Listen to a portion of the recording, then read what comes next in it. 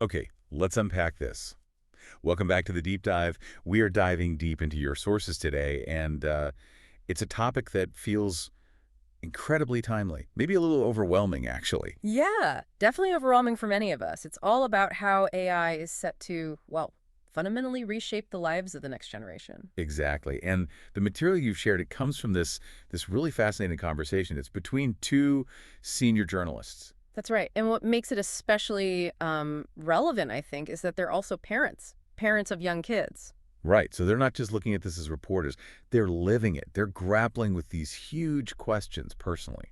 which is why these sources feel so grounded. So our mission here, yours and ours, is really to act as guides through their conversation. We want to pull out the key insights.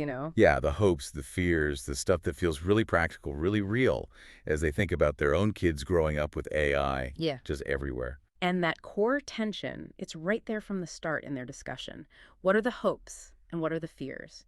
For our kids, for educators, well, for you listening. They jump straight into some big picture hopes, don't they? Hmm. Like AI speeding up development for new medicines or even decoding things like elephant language. Really ambitious stuff. Really ambitious. It definitely sparks that sense of, wow, look what's possible. Although, one of them is careful to point out. Oh, yeah, the distinction. Yeah, that some of those like really dazzling future examples might actually be more machine learning than the generative AI we're mostly talking about now. Still, the general optimism about AI as this powerful tool for progress, it's definitely there in the sources. Absolutely. But right alongside that potential is the fear. And the sources articulate this really clearly. The worry that kids might just stop seeing the point. Exactly. Stop seeing the point of learning fundamental skills. Like, why learn to write clearly or really grapple with mathematical reasoning if they think an AI can just do it for them? That hits close to home. They do mention jobs too, right?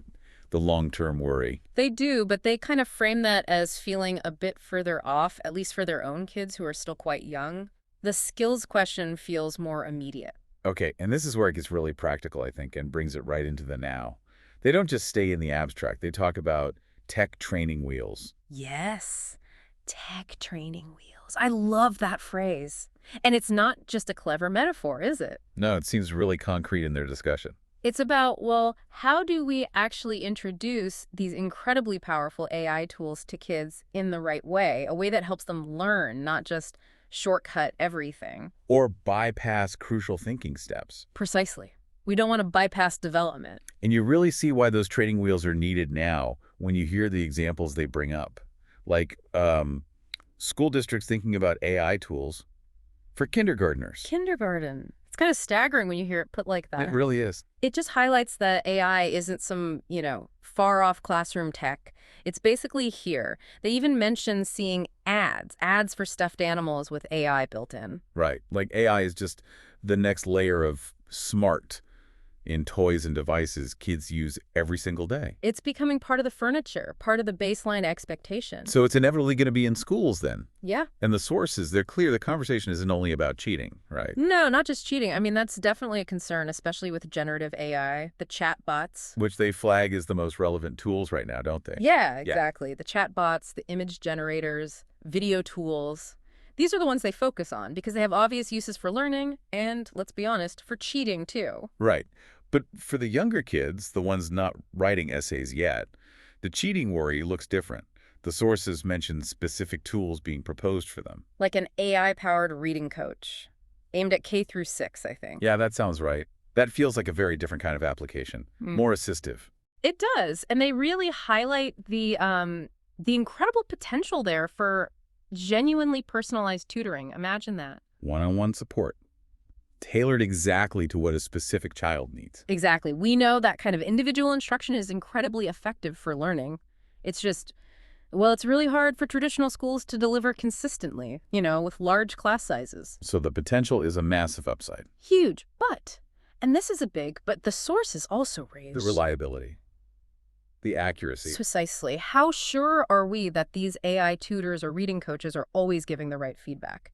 Or even just, factually correct information? We're still figuring out how trustworthy AI output actually is. That feels like a major hurdle, especially when you're talking about a child's education. It has to be right. It really does. It brings to mind that specific analogy they used when talking about math. Oh, the calculator comparison. Yeah, exactly. Comparing AI tools that handle simple operations like calculations to how we think about calculators now. Right. The idea isn't that kids just stop learning arithmetic altogether, but maybe, like with calculators, the focus shifts a bit. That seems to be the suggestion. Less emphasis on maybe rote memorization of facts an AI can pull instantly. And more on building that deeper intuitive feel for numbers, problem solving, real mathematical thinking. That's the shift in perspective they seem to be exploring. It's fascinating, really. It is. And all of this, the hopes, the fears, the classroom tools, those training wheels, the math idea, it really brings it back to you, the listener, doesn't it? Absolutely. These specific examples, these practical questions, these near-term realities, they're probably the things you are grappling with or starting to grapple with as this tech weaves itself into the lives of the kids you care about. It's not abstract anymore. It's definitely here. Okay, so we've kind of sketched out the landscape the sources describe for right now or the very near future. That balance between the hopeful potential, Like personalized learning aids. right, and the significant fears like skills getting devalued.